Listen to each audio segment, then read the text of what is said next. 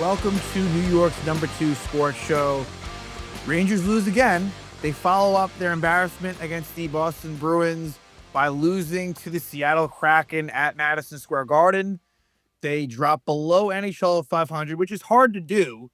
They're 20-21-6. They've lost 4 games in a row. They've only won 2 regulation games in their last 18 games overall. They haven't won a regulation game in their last 11 home games. So we could go on and on and on. And look, the Rangers, in this one actually did have, as you would hope for when you get that embarrassed, I did expect them to come out strong, which they did. They actually had a very early 2-0 lead. And sure enough, they wouldn't score again. And they would lose by a final score of 4-2, where they give up, just a horrific second period from the Rangers and a not much better third period. So the Rangers got off to that good start, but, they're not a very good team. That much we know. And when you make mistakes, they end up in the back of your net. And, the word being used in the postgame, by Mika Zibanejad and some others is fragile. And yeah, they are a fragile team, and they find ways to lose. So yeah, Rangers only get 22 shots on goal. We know the offensive struggles. They had a late power play opportunity against a really bad Kraken penalty kill. We're unable to score. So yeah, Kaapo Kakko and Ryan Lindgren make their return MSG, and they contribute. Kaapo Kakko had an assist on the tying goal for Seattle. And in fact, he actually originally had an assist on the first goal, but they took it off the board. And Ryan Lindgren actually ends up getting an assist on the game-winning goal. And, they actually played well. Again, that is what that is as far as, why they're no longer Rangers. And, but yeah, they certainly came back to Madison Square Garden and made their presence felt for their team, a Seattle team that, maybe it's a little smoke and mirrors as far as their record, but they've been playing a lot better lately. Rangers went to Seattle and won in overtime 3-2 on November 1st. And the game the Rangers played well. And I think at that time, the Rangers were playing some decent hockey. All things considered for this team, because again, where they are is, look, obviously they've dealt with injuries, right? We can't ignore that, but the Rangers at this point are right around bottom 5, give or take, as far as the overall NHL standings. And I would expect it to stay right around there. I really do. I don't think this gets a whole lot better. Sure. If there's a point before the deadline, where, which I don't think there will be much time, before they trade the likes of Panarin and others, and you get Shesterkin and Box back, yes, there could be a little bit of a time period where they do win some games, but it's not going to be very often. And yeah, this really has the chance to be an absolute, the final record could be very, very bad. And, you heard fire jury chants after the Kraken took a 3-2 lead, pretty loud, honestly. The fact that you could hear them on TV, says something. And look, the fans are frustrated, and I don't blame them at all, honestly. And I think that, you have to be in full sell mode, and then who knows where it goes from there, right? Like, even if you make that proper decision, and I think it's the only decision to make, it doesn't mean, look, the Rangers have had such a hard time drafting for a very long time now. And that's going to be very, very vital to turning this thing around. And I don't want to go quick fixes. Sure, it may make sense to trade some draft picks if you really feel like you can get, a young player in. But obviously you have to give to get.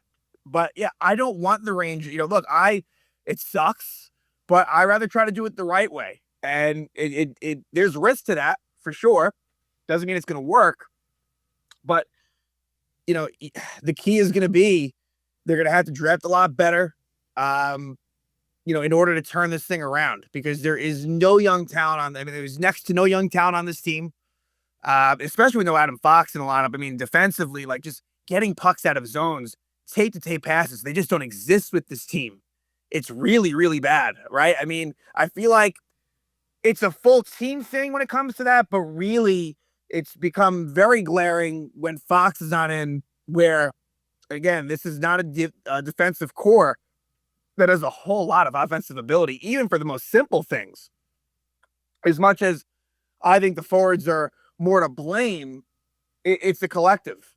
And As far as this game goes, there was one lineup change from the last game, and that was Brennan Othman being called up. Uh, Anton Bleeda was a healthy scratch last game, was sent down. Matt Rempe was a healthy scratch in this one. And look, Matt Rempe at this point, look, he has had his struggles, and I don't know if it's him coming back too soon from the injury. I feel like that happens too much to the Rangers, and especially where they are now. There should be no rush with a team that's definitely not going to make the playoffs. Like, you know, let if that is what it is, right? For Rempe, maybe he is basically healthy, and it's just a matter of performance. And it's probably a combination of both. But I think Matt Rempe will play more than he won't. But at the same time, he is in that mix currently as a person that could be healthy scratch. Now, my assumption was that he'll be in next game. For who? I can't say for sure, but yeah. So Brandon Othman is in the lineup, and you know what? For him, and he actually had some chances. I feel bad for him. He hit the post a couple of times. He just cannot buy that first NHL goal. It's crazy. I mean, he has now played 32 NHL games, no goals. And for a guy who, he was just playing pretty well in Hartford. I mean, he was called up for that reason that he earned it. And, I would still let Othman play, but man, it's tough. And you know what? Look, and it wasn't without mistakes. Like the game when goal that Seattle scored, Othman was kind of the one who, turns it over in the offensive zone. So I can see where the coaching staff does have their frustrations with Othman, but at the same time, with the way they are and where he is, I think it's worth playing him. For as long as it makes sense, which to me is indefinite at this point. Until I know he's a guy that I could see him being traded. There were rumors about him. I think in a certain deal, change of scenery type thing. I could see him being dealt. I don't think you're gonna get much back for him at this point, unfortunately. But Othman was on a third line with Laba and Lafreniere. So Alexis Lafreniere gets demoted from the top six, which was deserved 100%. And how did Lafreniere respond to this game? Not well. Didn't really do a whole lot, to be honest with you, and that is a continued frustration as far as Alexis Lafreniere is concerned. The fourth line had a pretty good game, actually. They actually scored a goal. And that fourth line was Sam Carrick centering Taylor Radish and Johnny Brodzinski. And yeah, relatively speaking, they were solid. They didn't play a whole lot. I guess requisite fourth line minutes, but Sam Carrick scores his first goal in a long, long time. It was only a second goal of the season. And I don't know, maybe it is. I mean, not that Rempe was out for a while, but I don't know, maybe there was something to be gained there from Rempe not being on his line at the moment, despite success that we saw last year with Edstrom, Carrick, and Rempe. And so then basically what happens there is Gabe Perreault takes the Lafreniere spot with Miller and Trocheck, and Perreault didn't really do very well in this game. Gabe Perreault was part of a turnover, in the neutral zone that led to Seattle's first goal. That line in general was not very good. JT Miller actually ends up, I mean, you can't make this up. It's a friendly fire situation in the second period, because in case I miss it when we go through the game, Schneider collides with JT Miller. Miller actually left for a little bit. Miller was out. He came back by the end of the second period, but he was out. It must have been some upper body. I don't think it was like a re-aggravation of the shoulder. Looks like he was more looking at like his hand or wrist area, possibly. So yeah, again, you can't make it up. But yeah, like as far as JT Miller goes, it's like, look, he especially just sit out. Just sit out. Like, if he is hurt, which it seems like he is, and for me, that's not an excuse for his poor play. Like I think you have to acknowledge it, but I don't think it's fair to be like, oh, well, JT Miller's hurt. That's why he's been so bad. To me, there's been lack of effort issues as far as I'm concerned. I've seen it, even on the game-winning goal by Seattle. JT Miller was just a little bit too late to get back, and as a result, the Kraken were able to score. So yeah, the whole idea of having this team sort of be built around Miller and Trocheck, I'm sorry, that's just not going to work. It just isn't. I would be shocked if with those guys at the helm, that they will just turn things around. I just think you're going to be looking at when this team gets better, the core will be different. It has to be. Now look, like there's Shesterkins and Foxes of the world, that could be different, maybe. Like if they're able to nail things exactly right, but even they, who knows? They're in their primes right now. Whereas, to me, Miller and Trocheck, they're more on the back nine. at this point.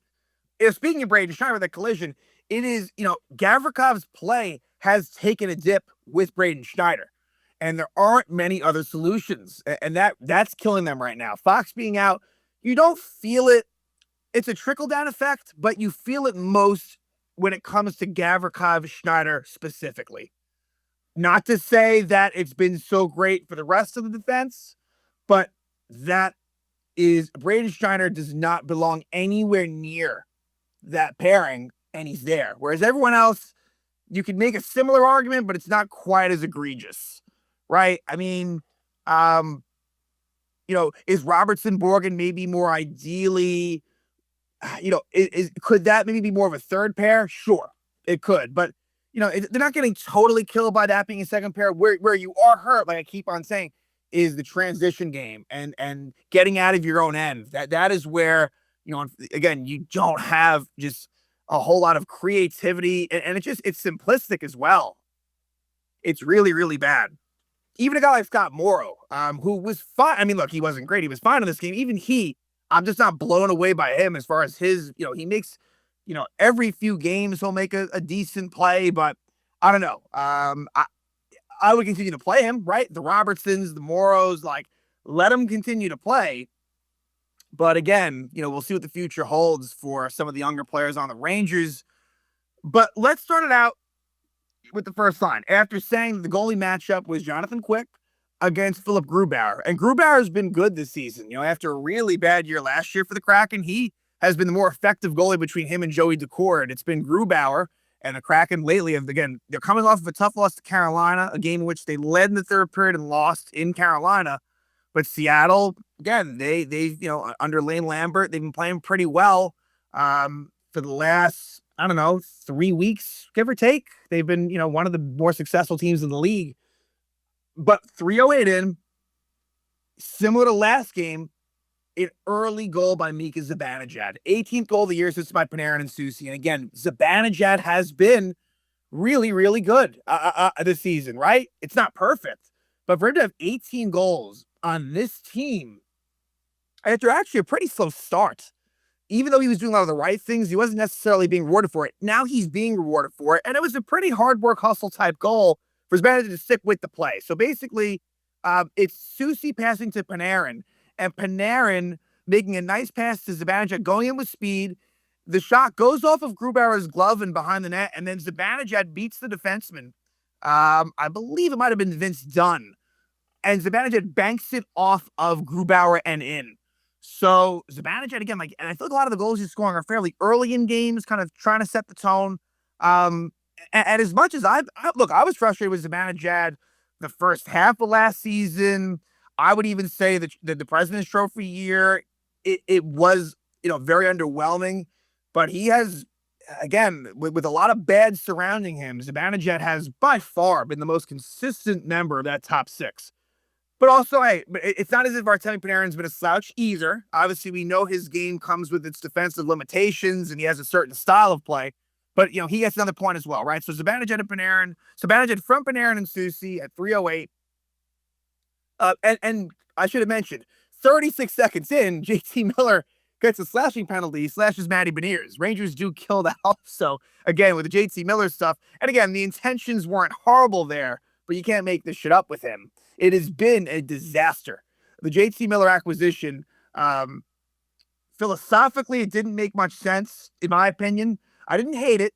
There was, if you could have gotten the JT Miller of what he was doing in Vancouver, obviously you set up that all day. And it's not, look, Philip Hedl, sadly, he still has concussion problems. Victor Mancini is probably no big loss. It's really more of the draft compensation. But the biggest thing is is having Miller for, at that point, what would have been, he had 5 more years. What is it? 5 more seasons on the deal. That was the biggest commitment. And then naming him captain, again, it has gone terribly as far as everything revolving JT Miller. One of the biggest issues on this team, in my opinion, is Miller. And it's also the brain trust as far as naming him captain. That's not his fault for being named that. I don't think they should have done that. Regardless of all that, they'd still suck. So 5:31. of the first period, only 2+ minutes after the Zibanejad goal, Sam Carrick scores his second goal of the season unassisted. It was a turnover by Jared McCann. Kind of he tries to make a back pass to, I think, Vince Dunn. And Carrick and Radish were already in the offensive zone. It's an onside play because it was McCann that was the one that turned it over. And Carrick, from a little bit of ways away, scores short side against Grubauer to make it 2-0. So, Sam Carrick, who we've talked about as far as, fighting and kind of taking one for the team a lot and kind of doing some of the dirty work, is able to, get the goal there. Rangers take a 2-0 lead. And look, Jonathan Quick, I thought was, made some really good saves in the first period. 2-0 is a little misleading, but overall, it was a good period for the Rangers. It was. Second period was a completely different story.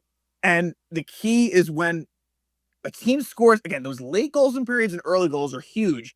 And Tolvanen scores his 8th goal of the season from Gaudreau 1 minute into the second. And, I think most of the blame goes to Gabe Perreault, but it's a bit of an overall sort of effort where, Gavrikov was not the best pass to Schneider. Schneider with not a great play to Perreault, but, Perreault needs to not turn this puck over. And so it's an odd man rush back.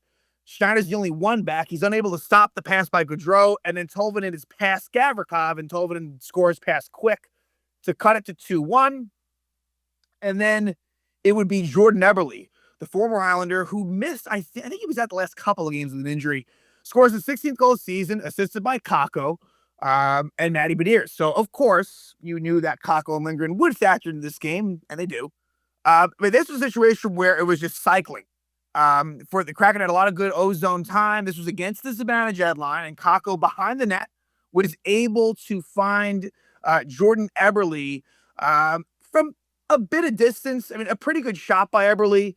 And I think Quick saw it. Maybe not. It's possible Gavrikov may have screened him. But again, another goal where Gavrikov Schneider is on for against. And it is 2-2, just like that, less than 5 minutes in the second period. So the Rangers get those 2 early goals in the first. The Kraken get the 2 early goals in the second. And Seattle was just by far the better team in the second period. Again, eventually you have that collision between Schneider and Miller, where Miller missed a little bit of time, including where Riker Evans is called for interference on Vincent Trocheck at 12:53. Miller missed, I believe, the majority of that power play. He was not on with the first unit. He returns right around that time. Rangers don't score on that power play, and we go to the third period tied 2-2. And think about so many of the things lately, the streaks that are gone. Now, the scoring at least 2-goal streak, that's one thing, right? That was a weird streak that they had just an amazing record. That was a bit uncanny. But just the scoring first, right? The Rangers had an excellent record scoring first. That has gone away lately.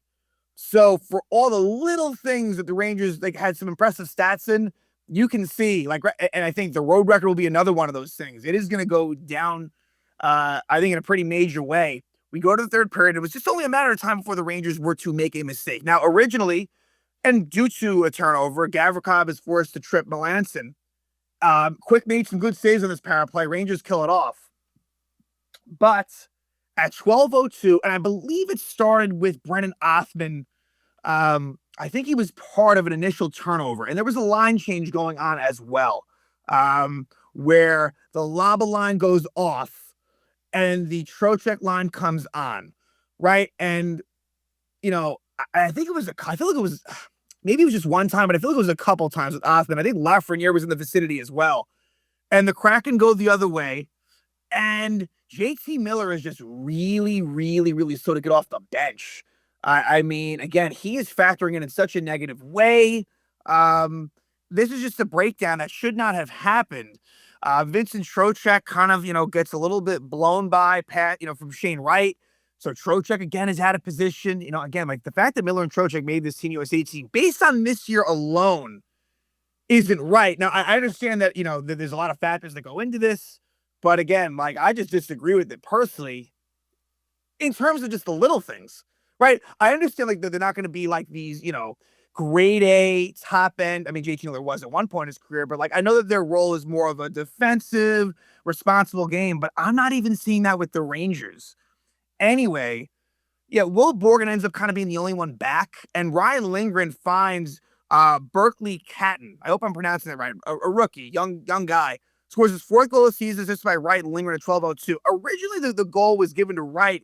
Wright beats Miller, and it was a goal where Quick was down. Catton fanned on it, but I guess they're saying that Wright must have never. Yeah, I don't know. I'm not sure. Like it's a good goal. It goes to Catton. Um, and look, simply put, the Kraken outnumbered the Rangers in front of Jonathan Quick. And you don't see that enough on the Rangers' end, but you certainly see it against them. And Seattle, the Rangers make the mistake, as you'd expect them to do, and Seattle takes a 3-2 lead. And then it's the classic Ranger power play that's unsuccessful. And right before the power play is where you hear the fire jury chants at 12:28. Tolvanen trips JT Miller, and the Rangers power play looked awful. And look, when you have, like, no offense to Gavrikov, but having him as the point man, that is rough. For them to be in that situation speaks to everything you need to know. It's bad. Rangers had their chances, 6-on-5. They did. I personally did not want them to tie it up. Losing regulation is just a lot better at this point than anything else. The Rangers ultimately do not tie the game up. And the Kraken, because this is what the Rangers do, they give up a lot of empty net goals, and Jared McCann seals it with 10 seconds left. Ninth goal of the season makes it 4-2. That's your final score. It was a Vincent, kind of a last gasp desperation situation where Vincent Trocheck turns the puck over at the neutral zone, and McCann from, right around the red line, just shy of it, scores. And the Kraken win 4-2. I thought Jonathan Quick was fine in this game, an improvement from his last couple of games. But he'll continue to kind of man the starter's role until Shesterkin comes back again. I'm in no rush as far as, wanting Shesterkin and Fox to come back. I say let it, go as long as it can. And you just need things to be abundantly clear. I think the worse things go, the better. It needs to be made so clear this team needs massive changes. Massive changes. And it'll be interesting to see if for me, do you see more than Panarin and Soucy getting dealt? That is, because I think that's a foregone conclusion. But is there going to be any other non-unrestricted free agents that are traded? I don't know. And I think in some cases it is easier to make those deals in the offseason, to be fair, right? Like if you want a fire sale, you may get better returns in the offseason on some of these guys. But I still think that I'd be looking to trade guys sooner than later. I think the Panarin situation is a little bit tricky given his no movement clause. Like that might be one that, with his, sort of love for New York, maybe the look, I hope he waives. I think he will waive in the right situation. But I think that that's more likely to come maybe after the Olympic break, because I was thinking, what would make more sense? Starting to get acclimated to his new spot. But then I was thinking about it. There's a good chance he'll only be there for a short amount of time anyway. For me, the concern is you hope there's no injury. That would fuck everything up. Now, Panarin has been pretty healthy as a Ranger, but that would be a disaster for that to happen. So that's another reason why, I don't mind shipping these guys out sooner than later. But Rangers next game, another home game.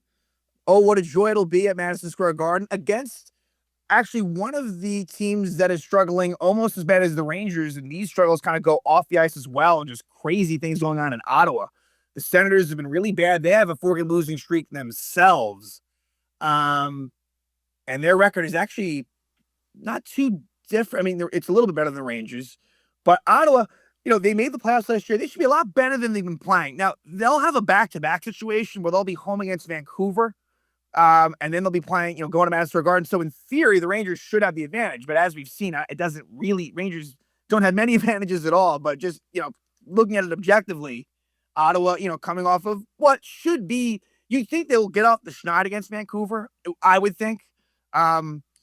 Their goalie situation has been a total mess in many, many ways. And James Reimer, I think he's going to be one of their goalies now. I'm not sure if the Rangers will see him or if he'll play against Vancouver. I'm not too sure there. But the Rangers won in Ottawa earlier in the season.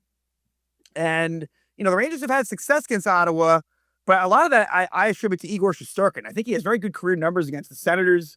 But we'll see what happens here. An Ottawa team that should be very desperate. And I think for them, this could collapse, but, I think there's more hope. I mean, the Rangers are done. Ottawa, that's a team where on paper, They should be a lot better than 2019 and 5. I thought that they'd be a playoff team, and now that's very, very much in question. So it'll be the Senators at the Rangers at Madison Square Garden Wednesday night. Rangers continue to lose.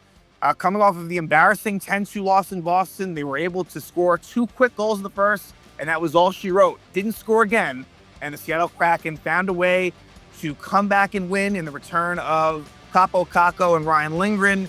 Rangers dropped to below NHL 500. They are 20-21-6. They lose to the Seattle Kraken by a final score of 4-2.